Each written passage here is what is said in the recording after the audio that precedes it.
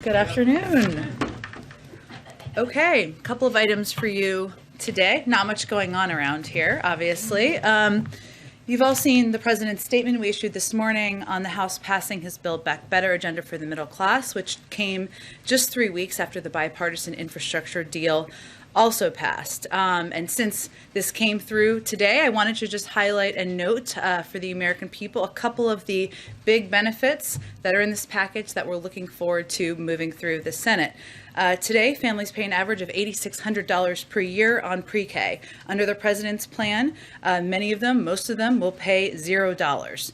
The average family pays 13% of their income on childcare under the president's plan. No middle-income family will pay more than 7% of their income. Two parents with one toddler earning $100,000 per year will save more than $5,000 per year. Under the president's plan, a family of four earning $80,000 per year will save nearly $3,000 per year, or $246 per month, on health insurance premiums.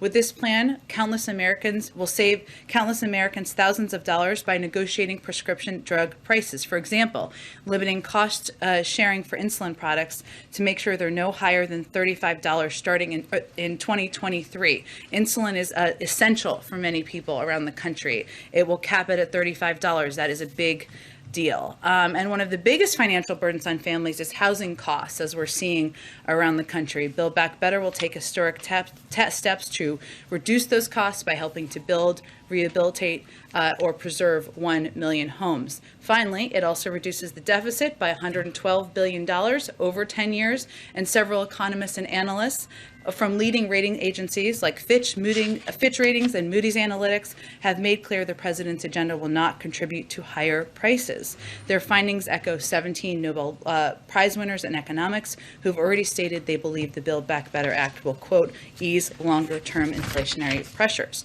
Also wanted to provide a brief update on COVID. Obviously, a lot going on in our efforts to take on the pandemic.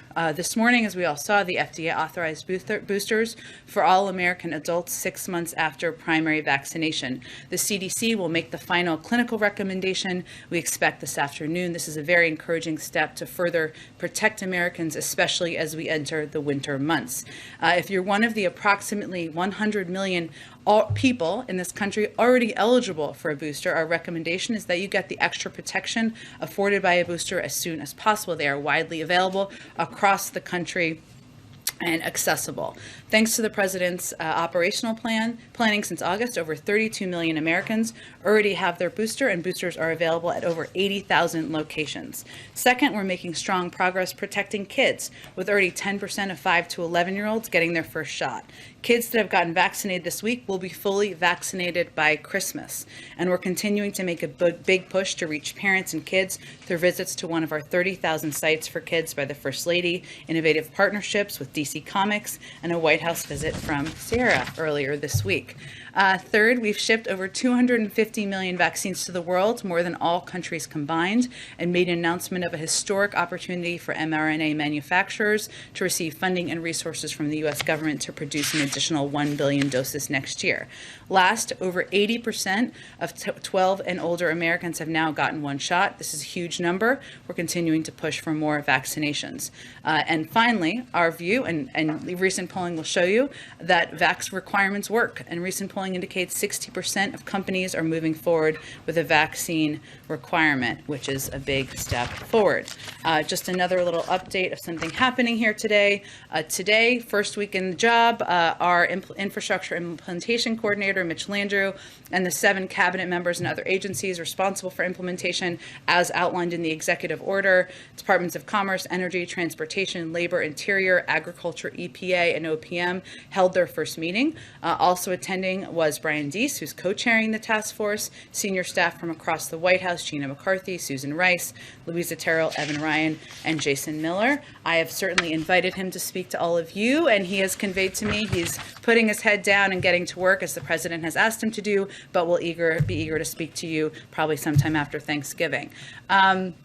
Finally, one note, we gave a lengthy update, don't worry, I will not do that again, on supply chains yesterday. Today, we have new data from Freightos, a leading freight indicator that I just wanted to highlight, that shows shipping prices have declined by almost 25% over the past 2 weeks. Specifically, the price for shipping a container between China and the West Coast, which has declined for 2 straight weeks. And of course, this reduction in prices and shipping costs helps ensure that we are cutting costs for consumers as well. I guess last thing here is the week ahead. We did announce earlier this week that the President and First Lady will travel to Fort Bragg, North Carolina to celebrate Thanksgiving, or Friendsgiving, as some people call it, with service members and military families, thank them for their service as part of the Joining Forces initiative. That is on Monday. On Tuesday, the President, the First Lady, the Vice President, and Second Gentleman will participate in a service project in Washington, D.C., and later that day, the President and First Lady will travel to Nantucket, Massachusetts, where they will remain for the Thanksgiving holiday. Amr, why don't you kick us off?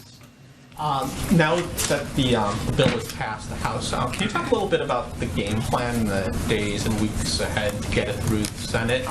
And I guess in the media, does the President have plans talking today or over the weekend to Senators Manchin and Senator Sinema? And just if you could basically let us know what's the plan going forward to get this through to the end zone. Well, the President is absolutely committed, of course, to getting this through the Senate, signing it into law, and ensuring these impacts, these cost-cutting measures are put in place into law as soon as possible. A number of these steps, including cutting child care costs, could have an impact early next year once we get this through the Senate. We have remained in touch, even as we've been working to get it through the House, at a high senior staff level, senior White House officials, with Senator Sinema, Senator Manchin, other members of the Senate, as we know that is the next important step here, and that will continue. And I'm sure the President will engage when is the right moment to do that with them as well. But I don't have anything to predict for you over the next couple of days. The President announced today his intention to nominate 2 new members to the Postal Service Board of Governors. Is he looking to remove Postmaster DeJoy? Well, let me first say we're, of course, deeply troubled, continue to be deeply troubled, as many Americans are, by the earlier reporting on Postmaster General DeJoy's potential financial conflicts of interest, and take serious issues with the job he's doing running the Postal Service. As you know, the President does not have the authority to fire the Postmaster General. It's ultimately up to the Board of Governors by majority. So what was announced today is the President's intention to nominate 2 leaders to the bipartisan United States Postal Service Board of Governors to replace outgoing Governors Ron Bloom and John Barger. Both Derek Kahn and Dan Tangherlini are experienced public servants. And certainly, again, just to reiterate, it's up to the board to make a determination about leadership, but we have continued concerns about Postmaster General's leadership. Go ahead. Yes, I wanted to ask a few questions about oil.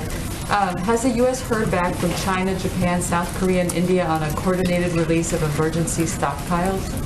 I don't have any update to provide to you today. I would reiterate, for those who weren't following us as closely, we have been in touch with a range of officials and leaders from countries, including China, including other countries around the world that are oil producers, about ensuring there is adequate supply out there, but I don't have any update for today. Okay. Is Biden considering using authority under a 2015 budget bill to declare an emergency and limit or stop exports of oil for up to a year? We have a range of options at our disposal, but I don't have any new ones to introduce to all of you today. Finally, I'm sorry, any message for OPEC ahead of its December 2nd meeting? Well, our message continues to be privately as well as publicly, of course. It's always good when it's consistent and important, that we want to ensure that the OPEC member countries and OPEC as an organization meets the demand needs that are out there with the adequate supply. That is something we've pressed them on in the past. And I don't have any new conversations privately to convey, but I'll see if there's more we can report to all of you about the meeting. Go ahead. We know that the President was at Walter Reed earlier today. Can you provide an update on how the physical went and the colonoscopy as well, and what information will you be releasing? We will have a comprehensive written summary that will be released to all of you later today as soon as it's finalized. I'm not going to get ahead of that. It's, of course, done by medical experts, which is as is appropriate, but we will release that out to all of you later this afternoon. As I noted in a tweet, I hate to reference that, but here we are. Earlier this morning, the president had a conversation with Vice President Harris, as well as Chief of Staff Ron Klain at around 11:35 this morning. He was in good spirits. He resumed his duties as president at that point in time. There was also 2 sets of letters that we released publicly. One was at 10:10 a.m., the other was at 11:35 a.m. About the transfer of power under the 25th Amendment and the resumption of power. But that's a reflection of how he is and how he is feeling. If I could, the vaccine mandate for the civilian federal workforce is set to take effect on Monday. Can you provide us an update on what the implementation is going to be like? And are there any concerns about possibly having staffing shortages because of that? There are not. Let me give you just an update on this overall, again, for people who haven't been paying us close attention. So November 22nd is the deadline, not 12:01 a.m. that morning, but by the end of the day. But we don't see it as a cliff. We'll be providing more guidance in days to come. We are the largest employer in the country, so it is the U.S. government, that is, of course. So it's going to take some time to collect the data, even as it comes in that day. And once we have gone through the data and have that, we will share that with all of you publicly. But especially as we know, what we have seen is there's a surge in attestations and vaccination as we get closer to the deadline, which is certainly encouraging, but we want to have the final data Monday through the day before we release that publicly. It's going to take a little bit of time to process. But no, we do not anticipate facing any governmental operational disruptions due to this requirement. And in fact, the requirement will avoid disruptions in our view in our labor force because vaccinations help avoid COVID. And how will the boosters for Moderna and Pfizer, which are pretty close to being approved, how will that factor into these vaccine requirements for the federal workers? Well, we abide by the CDC guidance, which we follow it and will continue to, which is 2 shots of an mRNA vaccine or 1 J&J shot. That has not changed. So we're not going to get ahead of any changes they could make in the future. Good. Thanks, Jen. A couple of questions on the Buildback Better plan and also how things went last night in the House. Does the White House have any response to Representative McCarthy's 8-hour speech last night that delayed the vote? Well, Kevin McCarthy said a lot of words. I just want to emphasize that over the course of 8.5 hours. For those of you who didn't watch all of it, he shared his wish that he could have been in Tiananmen Square. He mused about whether or not Abraham Lincoln was actually assassinated. He shared his hope or his thought or dream, I'm not sure, about picturing America in a swim meet after World War II against every other country. But in 8.5 hours, what he did not talk about was cutting the cost of childcare, cutting the cost of elder care, what we were going to do around the country to bring more women into the workforce, to protect our climate, and that for generations to come. That, in our view, tells you all you need to know about Kevin McCarthy's agenda and what he supports. Okay. And Senator Manchin, on the topic of Senator Manchin, he says he's still not decided on this bill. Is there anything that the White House is doing to get him to come around on the bill? I know you mentioned this a few moments ago, but is there anything specific that you guys are doing to kind of convince him? Well, we've been in close touch, as you all know, with Senator Manchin for several months now. That will continue. That can include answering questions he may have, hearing concerns he may have. We are in touch with him, with his staff, through senior White House officials at this point in time, and we believe he's been operating and negotiating in good faith. That has been our experience to date. So now, as everyone knows, the next step is getting it through the Senate. That's what our focus will be on, and I expect we'll continue the discussions and negotiations as they have occurred to date. Could you tell us when was the last time the president spoke with him? I don't have any update on that, but I would note that a lot of this work happens, and I think members of Congress and their staff will tell you this, at a staff level. It's answering questions, it's following up. The president has had him here a number of times, as you certainly all know well, but I don't have an update on the last call. Thank you. Go ahead. Following up on that, the president has made it clear how important paid leave is to him in this bill. Would the president sign the Build Back Better Act if paid leave got dropped from the bill? Well, you're right that the president absolutely wants to see paid leave in a final package. That's why he proposed it in his initial proposal when he laid out his speech back in May, outlining his Build Back Better agenda. He thinks it's long overdue. He thinks it will help bring more women into the workforce. It will ensure that more women have seats at the table. And it's something he would like to see in the package. He also knows and recognizes that you need the majority of members in the Senate, every single Democrat, to support something to get it across the finish line. And what he looks at, and I'm not going to prejudge what the outcome is here, is the totality of, and this is how the American people look at things, the totality of packages of what is included. This bill, no matter what, everybody supports universal pre-K, cutting the cost of childcare, a historic investment in addressing the climate crisis, making sure there's more housing units available, making sure elder care is less expensive. There are disagreements. Everybody knows that publicly, but he knows he's not going to get everything he wants in this package. If it's not in there, he'll continue to fight for it. So what is the backup plan if paid leave does get dropped from the Build Back Better bill? He'll continue to fight to make it law. And just a logistical question, will we get all the results of the president's physical this afternoon, or are there some lab results or test results that we won't see until a later date, like next week? I expect it will be a comprehensive summary of everything today, and don't anticipate at this point that there would be lagging results later. Go ahead. So first, following up on the physical, if this was a routine physical, why wasn't it on the schedule that you gave us last night? Why the secrecy there? Well, just to peel the curtain back for the American people on how this worked and how it typically works, if you look back at history here, this morning we notified the pool, the press pool. Many of you are part of that and rotate through that. We called the president of the White House Correspondents Association very early this morning, who was awake.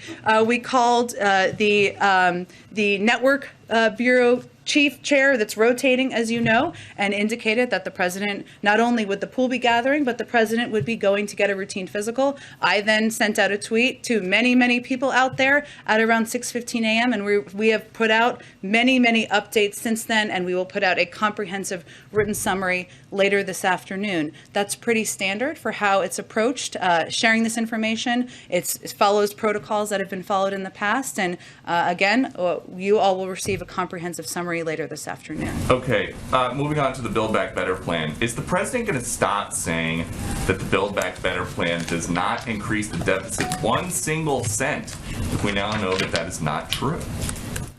It is true, and I would note the several economists and experts out there. I think you're probably talking about the CBO score, which Joe Biden himself in 2010 called the gold standard for Democrats and Republicans. Well, Peter, since we're all here to communicate with the public about accurate information, what I would just note is that one of the components that experts, Democrats and Republicans, including former heads of the CBO, have pointed to is that IRS enforcement is not something that there's a lot of experience in the CBO scoring. They still scored it, but is undervalued by the assessment of many economists and experts, including people who have been critical of us in the past, who estimate, including former Treasury secretaries of both parties, who estimate there will be significant savings, significantly higher than what is estimated currently. So our assessment and the assessment by many economists out there is that there will be savings over 10 years that will actually reduce the deficit.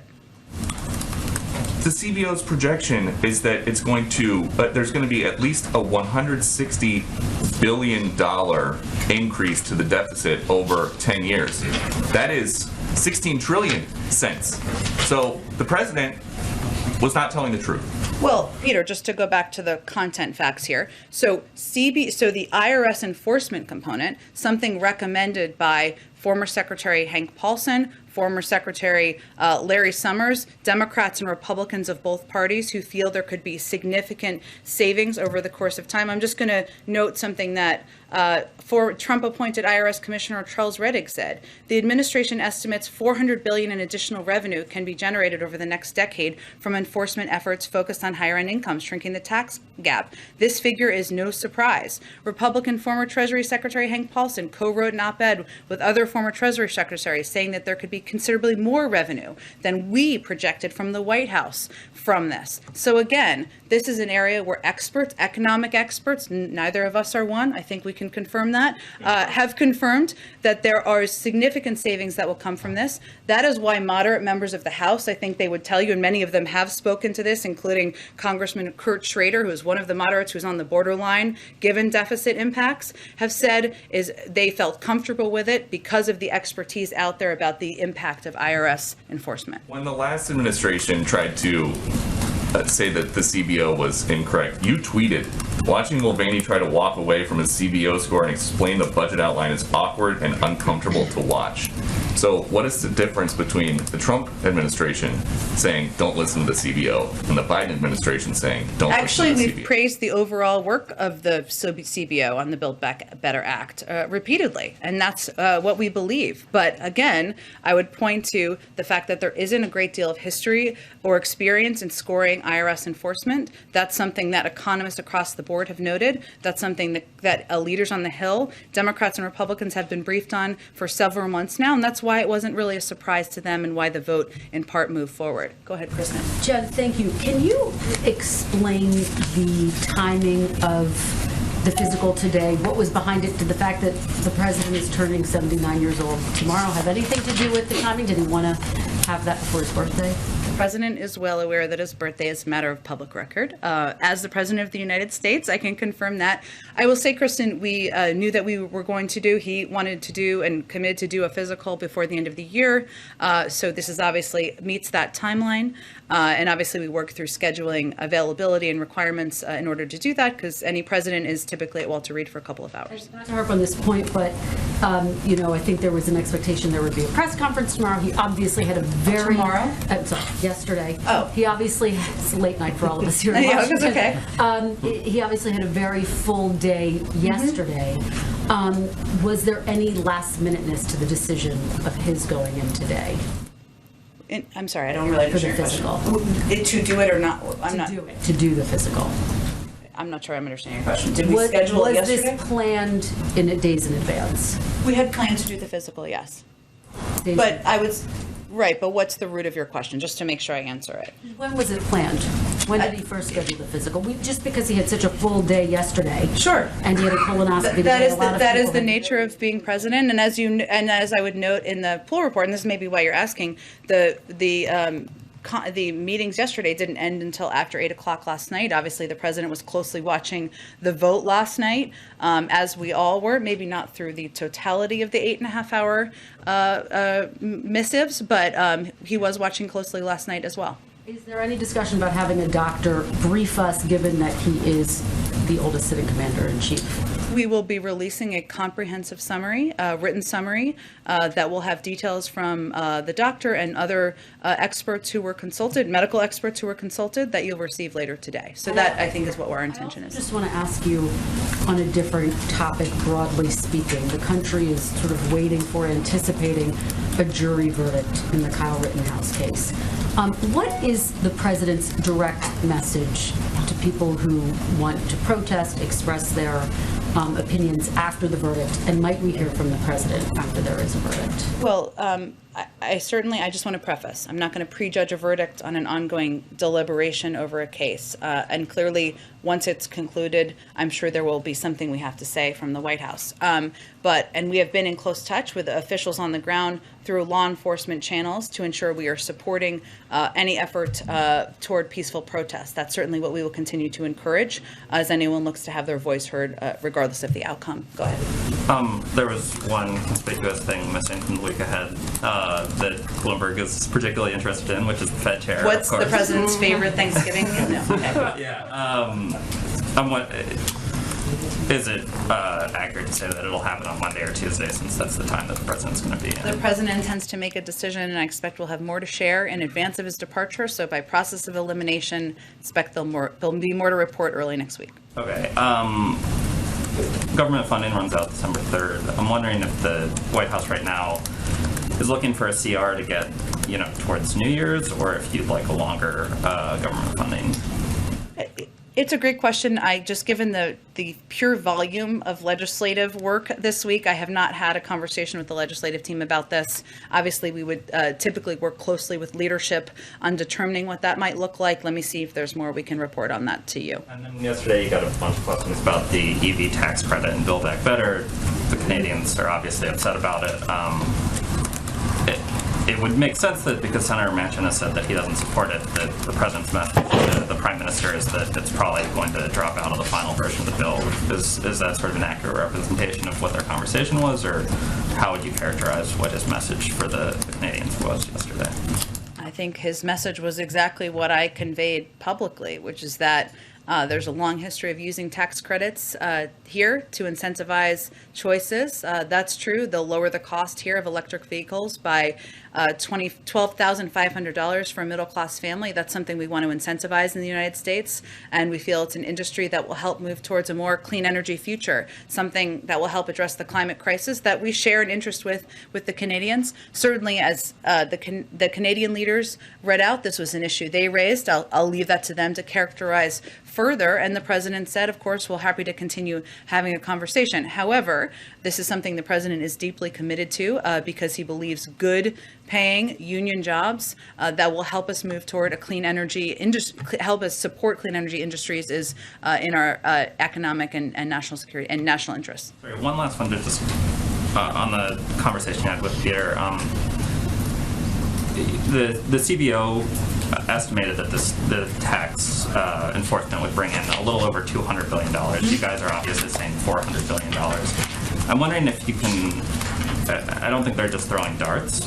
I also take the point that you guys think that they're not experienced at sort of figuring out how much this enforcement will bring in, but twice as much is a big discrepancy. And so I'm wondering why you disagreed so dramatically with the CBO on that. Well, I wouldn't characterize it exactly in those terms. I would again point to, and just another person I haven't introduced here, but Doug Elmendorf, who you all are familiar with, who directed the CBO from 2009 to 2015, said estimating the returns on additional IRS enforcement was challenging because large funding infusions to the agency had little precedent, and it was difficult to quantify the indirect effects of more auditors. So I would note that we also technically, I guess, have disagreements with economic experts who are projecting it would have even larger savings. I mean, not bad disagreements, but our projections are not exactly the same as Larry Summers, who said that the proposal could result in almost $800 billion in revenue, and has a Washington Post op-ed about it where he talks about that,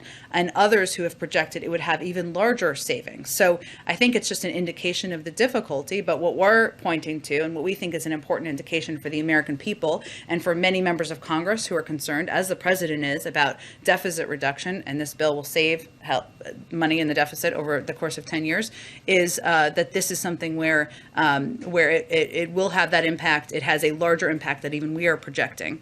And that's what we felt was important to point to. Go ahead. In an effort to flesh out the historical record of the day, is there anything you can tell us about the 85 minutes that Kamala Harris served as acting president? I will leave that to the vice president and her team to characterize. I would note that, and you didn't ask me exactly this, but I know other people have been talking about this, and as a woman myself, I will note that, the president, when he selected her to be his running mate, obviously he knew he was making history that was long overdue in our view, and part of that was selecting someone who could serve by your side as your partner, but also step in if there was a reason to, and that includes the application of the 25th Amendment, as was done this morning. He also, of course, we also know we make history every time they're working together, every time she's out there speaking on behalf of the government as the Vice President of the United States. But certainly today was another chapter in that history, I think, that will be noted for many women, young girls across the country. You have disclosed that the president received a colonoscopy today. Are you in a position right now to talk about any other procedures or tests he might be undergoing as we speak? We will disclose all of that, but I'm going to leave it to the medical experts to do that, and they will do that later this afternoon in a written summary. Go ahead. Thanks, Jen. In a statement yesterday when he talked about the U.S. purchasing Pfizer's COVID-19 pill, the president mentioned that he wanted to make that pill free for the public. Can you lay out just sort of how that would work, ensuring that pill might be free? Well, as you know, vaccines around the country are largely free, so there is a precedent for that, across the country, and something he wants to ensure it's available and accessible